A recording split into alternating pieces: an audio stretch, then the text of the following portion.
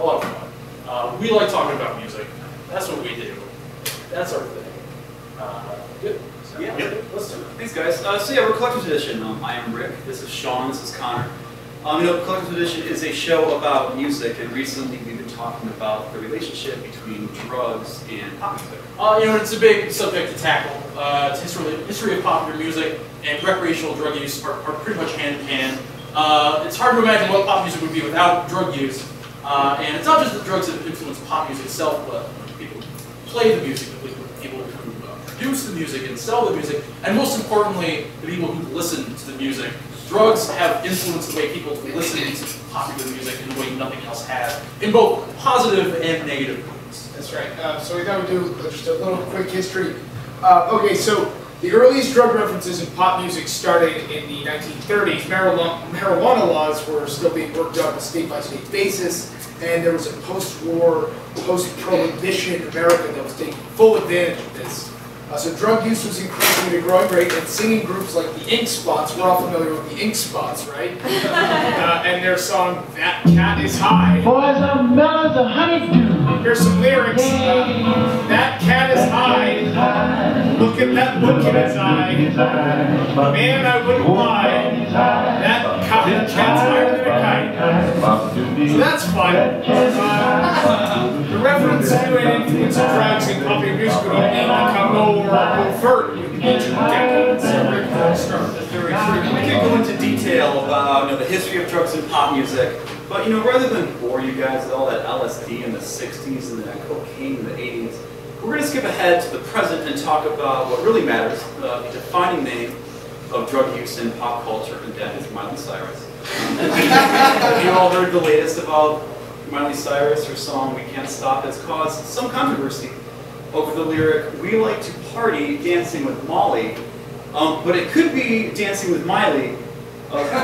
Miley insisted it's Miley, and Molly would have been censored from the video, but it sounds like Molly, and they did censor the VMAs, so I just don't know. This guy, the mystery remains unsolved as the greatest double entendre of all time. And Miley's pretty clever about drug usage in her songs, but outside of that, she's actually pretty open about it. She recently told Rolling Stone, "I think weed is the best drug on earth. One time I smoked a joint with peyote in it, and I saw a wolf howling in the moon." Hollywood is a coke town, but weed is so much better. And Molly, too. Those are happy drugs, social drugs. They make you want to be with friends. You're out in the open. You're not in the bathroom. I really don't like coke. It's so gross and so dark. It's like, what are you, from the 90s?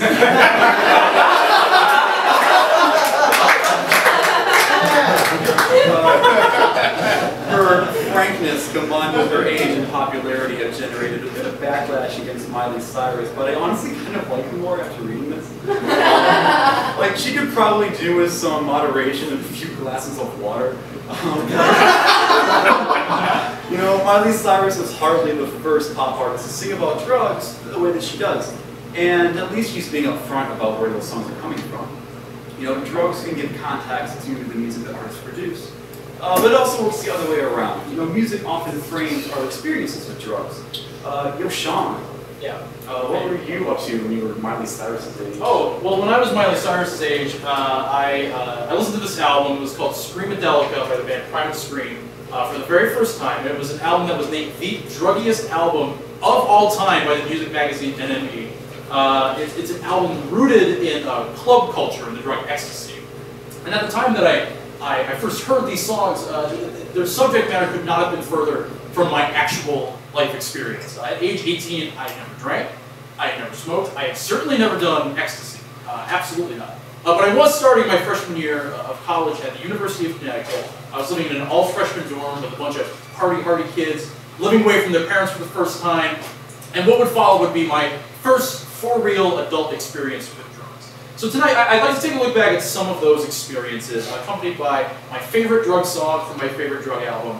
It's a song called Loaded. And Adam, would you mind queuing that up? So my first night in my dorm, I was with my roommate, Nick, here. Nick asked me, Hey man, you smoke? No. You drink? No. And I asked him the same thing. Man, I do it all. This would frame my college the rest of the year for me. After a few days of trying to pretend, like, kind of mask my fear of alcohol by making fun of kids, pretending I was better than them by not being drunk, my across-the-hall neighbor, Nick Kleiman, a man who was never seen wearing a shirt, he invited me to drink some triple distilled Dubra vodka. It was the cheapest vodka available in New England. It was so disgusting. I hated it so much. It was the worst thing I ever tasted. Around that time, I heard from the grapevine that my roommate got arrested for throwing a rock at a campus cop car, but he arrived at my, the next day in my dorm like none the worse for wear, as if nothing had happened. One fateful night, after weeks of avoiding parties, my cool dorm room neighbors, Ian and Chris, they struck up a conversation. Out of nowhere, Ian asks me, why would you? I'm terrified, but I know that this is the only opportunity that I might have. So I go with, we stopped at a house called Celeron House, which is an off-campus bar, off-campus like apartment complex. And I've never seen anything like it. There's kids everywhere making out, smoking, drinking, and causing a ruckus. Ian's drinking a 40, and he's stopped by a campus cop, and the following exchange occurs. Are you 21? Yeah. Let's see some ID. And without a word, Ian uncaps his 40 and just pours it all onto the pavement right in front of the cop. The cop observes the scene and just walks away. And my mouth is agape. My mouth is agape. And Ian looks over to me and he says, What you gotta do, man? What you gotta do? "This is the greatest lesson I ever learned in college." And